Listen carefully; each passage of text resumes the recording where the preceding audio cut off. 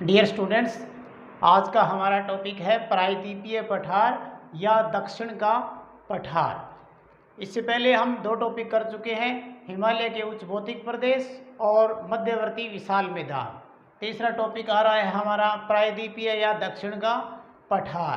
प्रायद्वीपीय पठार भारत का सबसे बड़ा व सबसे प्राचीन भौतिक प्रदेश है। प्राचीन भौतिक प्रदेश है। प्राचीन भौतिक प्रदेश यह प्राचीन गोंडवाना भूमि का भाग है और इसकी आकृति जो दिखाई गई है वो है त्रिभुजाकार।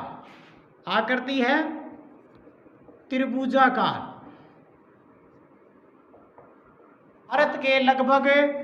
भारत के लगभग 16 लाख वर्ग किमी क्षेत्र में ये फैला है। अब ये भौतिक प्रदेश है तो इसके उत्तर के अंदर क्या है? मध्यवर्ती विशाल मैदान। तो उत्तर में मध्यवर्ती विशाल मैदान, दक्षिण में हिंद महासागर की सीमा लगती है तथा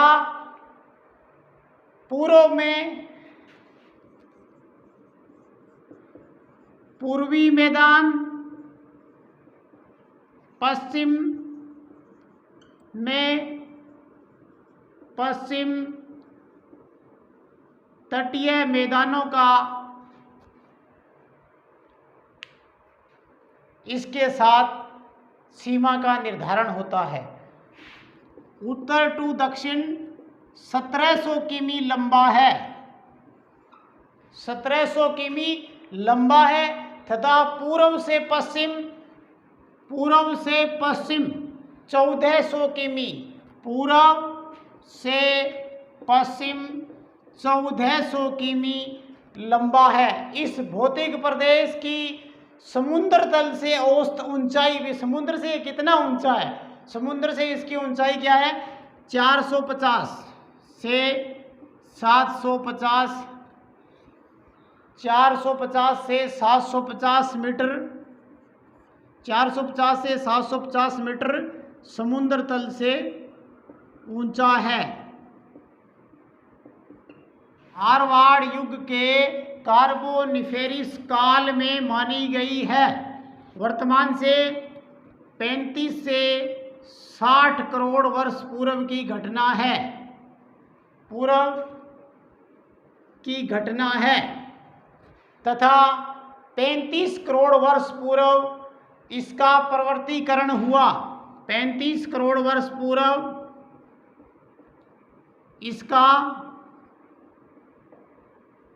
प्रवर्तीकरण हुआ।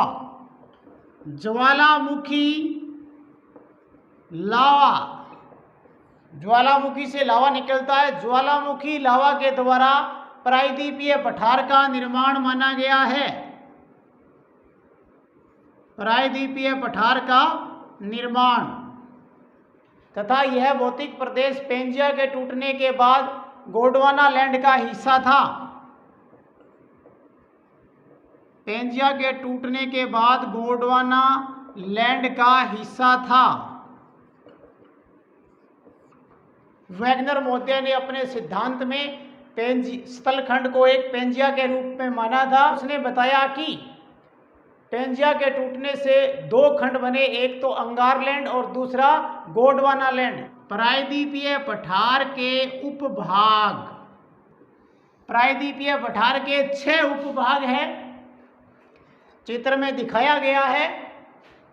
सबसे पहले 1 नंबर पर है मालवा का पठार, 2 नंबर है बुंदेलखंड का पठार, 3 नंबर है बघेलखंड का पठार, 4 नंबर है मेघालय का पठार, 5 नंबर है छोटा नागपुर का पठार, 6 नंबर पे है दक्कन का पठार। अब इनका क्रमवार अध्ययन। 1 नंबर मालवा का पठार। मालवा का पठार। राजस्थान और मध्य प्रदेश की सीमा पर अरावली व विंध्याचल की श्रेणी या श्रृंखलाओं के मध्य पहाड़ियों में स्थित है। यह अरावली व विंध्याचल की श्रृंखलाओं के मध्य त्रिभुजाकार रूप में स्थित है। इसे चंबल के बीहड़ों के नाम से जाना जाता है। इसके उत्तर की ओर ग्वालियर की पहाड़ियां तथा यह भारत का क्या है, सर्वाधिक अपर्दित क्षेत्र है। इसमें चंबल व माही नदियां प्रवाहित होती है। मालवा का पठार यह राजस्थान और मध्य प्रदेश की सीमा पर अरावली व विंध्याचल श्रृंखलाओं के मध्य एक त्रिभुजाकार रूप में स्थित है तथा चंबल के बीहड़ों के लिए यह जाना जाता है। बीहड़ यहाँ पर बहुत ज़्यादा है तथा इसके उत्तर में ग्वालियर की पहाड़ियाँ हैं। इसके उत्तर में ग्वालियर की पहाड़ियाँ हैं। यह भारत का सर्वाधिक अपर्दित क्षेत्र है। अपर्दन बहुत ज़्यादा होता है यहाँ पर तथा इसमें चंबल और माही नदियाँ प्रवाहित होती है। यह आ गया मालवा का पठार। अब हम दूसरा करेंगे बुंदेलखंड का पठार। सेकंड नंबर है बुंदेलखंड का पठार। यह मध्य प्रदेश के ग्वालियर के पठार से लेकर विंध्याचल पर्वत श्रृंखलाओं के बीच स्थित है। मध्य प्रदेश का क्या है, ग्वालियर के पठार से लेकर विंध्याचल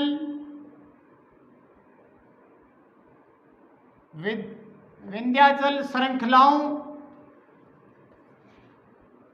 के मध्य स्थित है।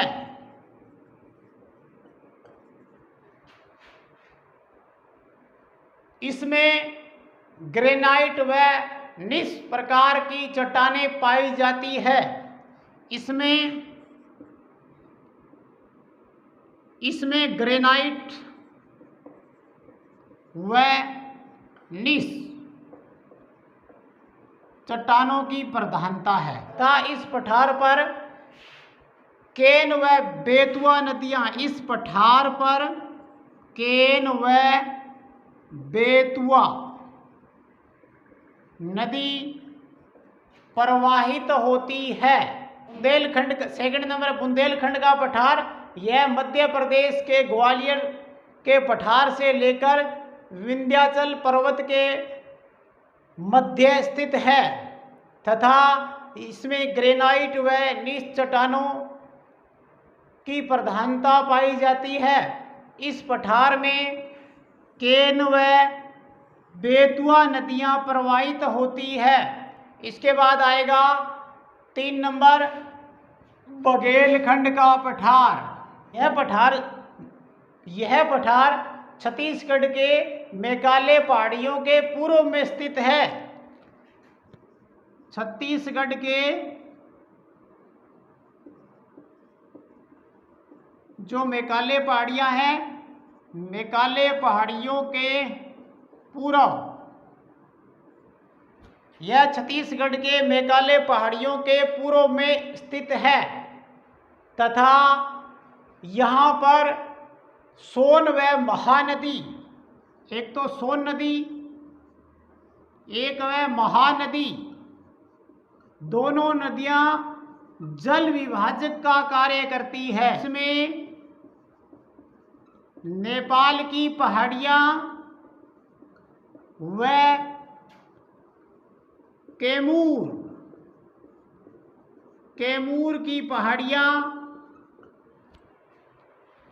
व रामगढ़ की पहाड़ियां भी पाई जाती है। वह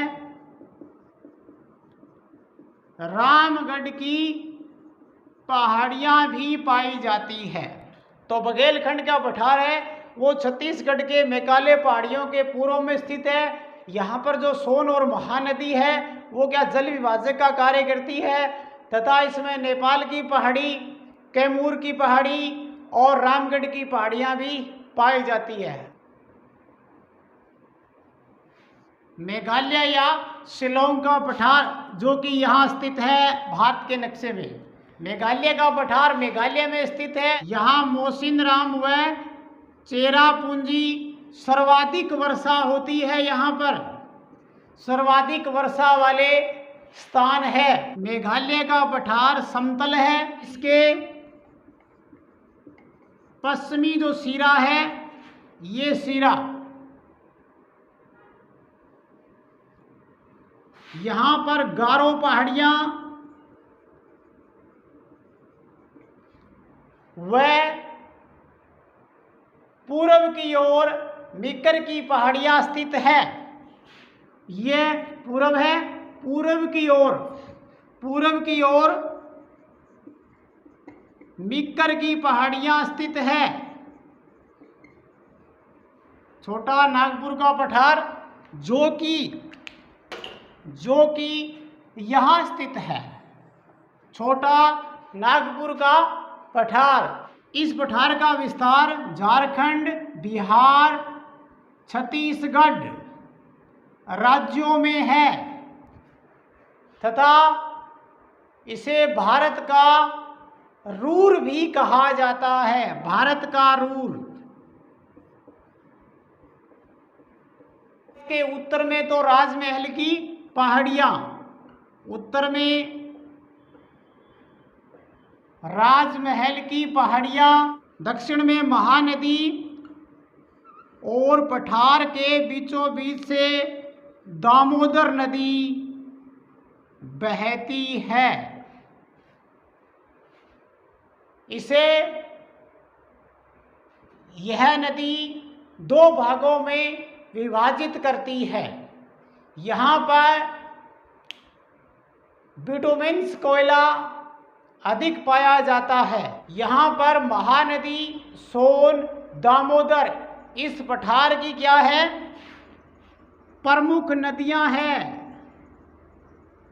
महानदी, सोन, दामोदर यहाँ की प्रमुख नदियां हैं। हजारीबाग का पठार, रांची का पठार और कोडरमा का पठार शामिल है। यहाँ इस पठार में ढाल है वो अत्यधिक तेज पाया जाता है। तेज ढाल के कारण इसे अगर गंभीर पठार की संज्ञा दी गई है। अगर तेज ढाल के कारण इसे अगर गंभीर पठार की संज्ञा दी गई है। गोंडवाना क्रम की चट्टानों से निर्मित होने के कारण इस पठार को क्या कहा जाता है, खनिजों का भंडार गृह भी हम कहते हैं। खनिजों का भंडार गृह भी हम कहते हैं। 6 नंबर,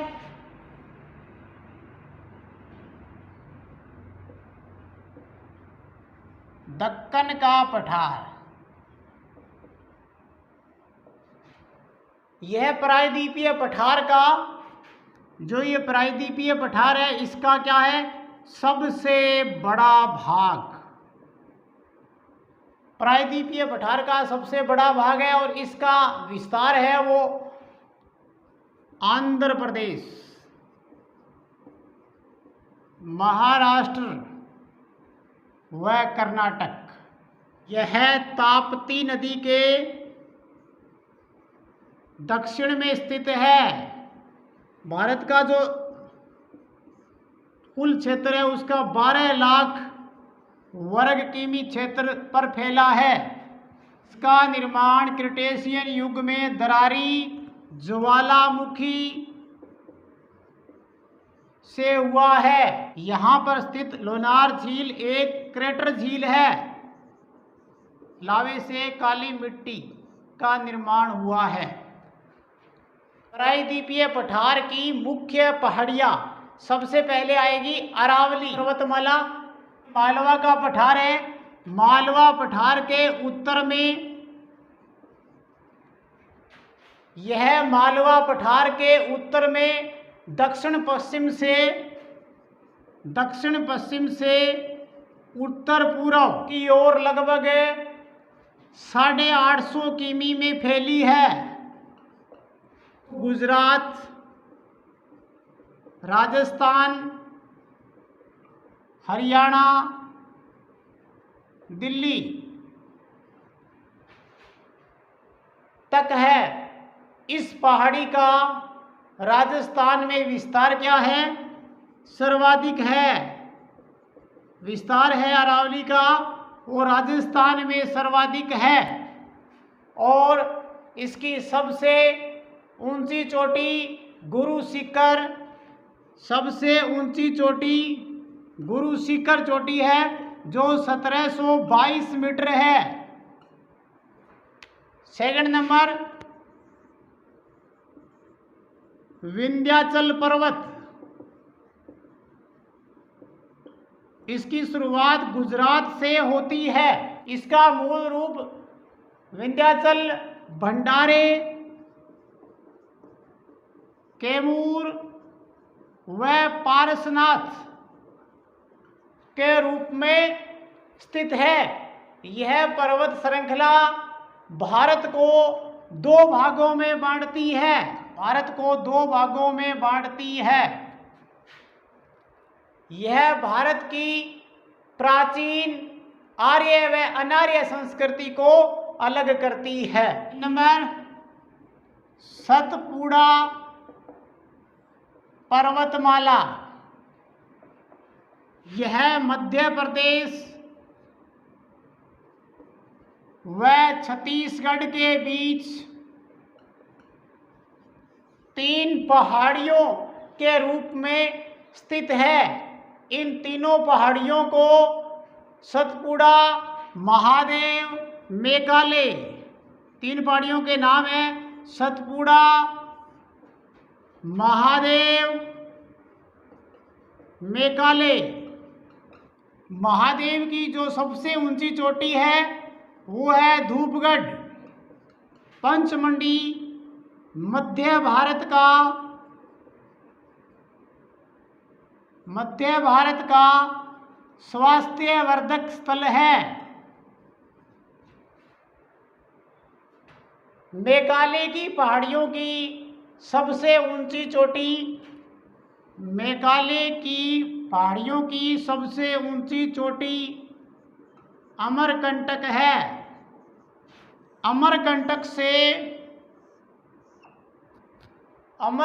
से नर्मदा व सोन नदी निकलती है। नर्मदा व सोन नदी का उद्गम स्थल है। डी नंबर है पूर्वी घाट की पहाड़ियाँ। यह महानदी की घाटियों व नीलगिरी की पहाड़ियों तक विस्तृत है तथा इस पर्वत श्रेणी को नदियों द्वारा अनेक स्थानों पर काट दिया जाता है। इस कारण यह अलग अलग पहाड़ियों के रूप में मिलती है। काटने के कारण ये क्या है, अलग अलग पहाड़ियों में मिलती है। अब अलग अलग पहाड़ियों की यदि बात करें, यहाँ पर विशाखापट्टनम चोटी, सेवराय, जवादी, नल्लामलाई, पालकोंडा, महेंद्रगिरी प्रमुख मुख्य पर्वत है। अन्नामलाई की पहाड़ियाँ, अन्ना गुरडी इसकी प्रमुख ऊंची चोटी है। अन्ना गुरडी इसकी सबसे ऊंची चोटी है जो 2695 मीटर ऊंची है तथा यह प्रायद्वीपीय भारत की सबसे ऊंची चोटी है। अन्नामलाई की पहाड़ियों को केरल में, इलायची की पहाड़ियाँ व तमिलनाडु में पालनी की पहाड़ियाँ कहा जाता है। नीलगिरी की पहाड़ियाँ ये केरल, तमिलनाडु व कर्नाटक